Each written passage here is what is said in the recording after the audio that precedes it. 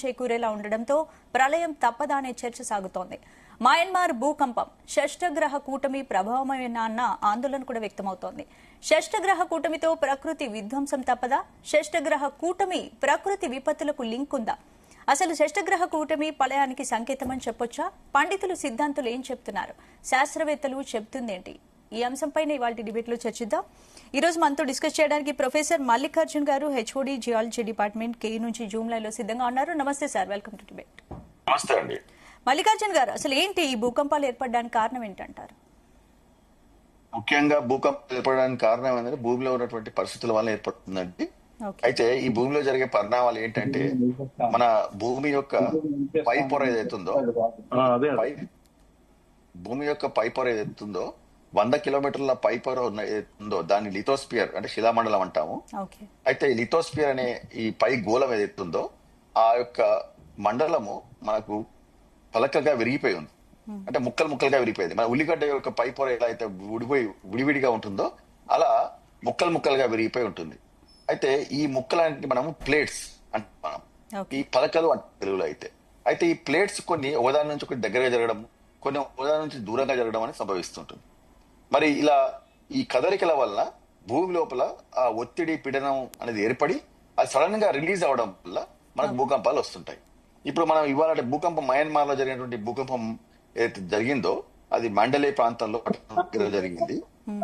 ఇక్కడ మనకు ఏమైందంటే అక్కడ ఒక భ్రంశం, అంటే భూమిలో ఉన్నటువంటి పగుళ్లను మనం భ్రంశం అంటాం. అంటే భూమి రెండుగా విడిపోయి 2 ఖండాలుగా మారిపోతుంది. ఈ 2 ఖండాల వెంబడి కదలిక సంభవిస్తే అని భ్రంశం అంటారు. ఇంగ్లీష్ లో అయితే ఫాల్ట్ అంటాం.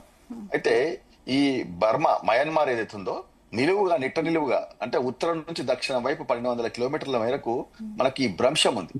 ఈ భ్రంశం వెంబడి ఎప్పుడు కూడా కదలికలు సంభవిస్తూ ఉంటాయి. ఈ కదలికలు సంభవిస్తా అంటే సంవత్సరానికి దగ్గర 2 సెంటీమీటర్లు కదులుతుంది ఒకటి ఖండం నిలువుగా 1200 కిలోమీటర్ల పొడవునా.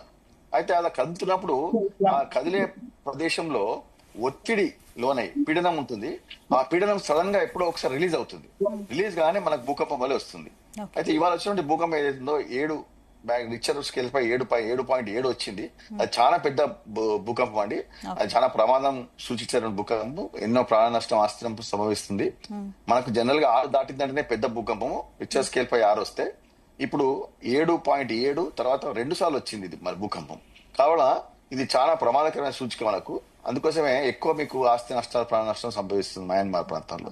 అయితే ఈ మయన్మార్ దగ్గర ఎప్పుడు కూడా మనకు భూకంపాలు రావడానికి కారణం ఏంటంటే, ఈ మయన్మార్ దేశం ఏదైతుందో ఇది 4 పలకల మధ్యన ఉంది. ఈ 4 పలకల మధ్యన ఉండడం వల్ల ఒక పక్కనేమో ఇండియన్ ప్లేట్ అంటారు, ఇండియన్ పలక. ఇంకో పక్కనేమో ఆస్ట్రేలియన్ ప్లేట్ ఉంటుంది. ఇంకో పక్కనేమో సుండా ప్లేట్ అని ఉంటుంది. ఇంకో పక్కనేమో పైన యురేషియన్ ప్లేట్ అవుతుంది. అయితే ఈ 4 ప్లేట్ల మధ్యన ఉంటుంది. ఈ 4 ఎప్పుడు కదులుతూ ఉంటాయి. ఈ కదలడం వల్ల పీడనం ఉత్పత్తి అయి సడన్ గా ఆ పీడనము భూమిలోకి రిలీజ్ అవ్వడం వల్ల ఆ యొక్క భూకంపాలు సంభవిస్తుంటాయి మనకు. అంటే ఏంటి అసలు ఇటీవల కాలంలో చాలా చోట్ల భూకంపాలు తరచుగా వస్తున్నాయి, దీనికి కారణం ఏంటి అసలు? అంటే భూకంపాలు ప్రతిరోజు వస్తూనే ఉంటాయండి. మనకు ఇవాళ పొద్దున్న నుంచి ఇప్పటి వరకు చూసుకున్నట్టయితే 25 భూకంపాలు వచ్చాయి ప్రపంచం మొత్తం మీద. అంటే అమెరికా నుంచి మొదలుకుంటే అన్ని దేశాల్లో, పోర్టరికో, జపాన్, అన్ని దేశాల్లో మీరు చూసినట్టయితే పొద్దున్న నుంచి ఇప్పటి వరకు 25 భూకంపాలు రికార్డ్ అయ్యాయి ఆల్రెడీ. అంటే భూకంపాలు అనేది ఎప్పుడు వస్తూ ఉంటాయి.